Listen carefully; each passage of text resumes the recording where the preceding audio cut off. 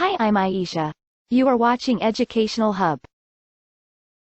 In this video, we will learn how to convert PDF file into Microsoft Excel.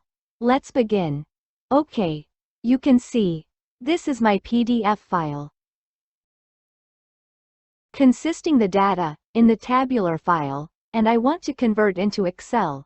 So, how to do it? Let's follow these easy steps. First of all, open your Word document, click the Browse, and select the PDF that you want to convert into the Microsoft Excel. Open your file.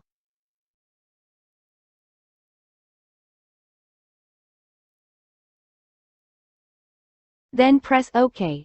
Then click on Enable Editing. So, you can see the PDF file open here in the Word document. So, simply copy this table and paste it the Excel. In this way, you can convert the PDF file into the Microsoft Excel.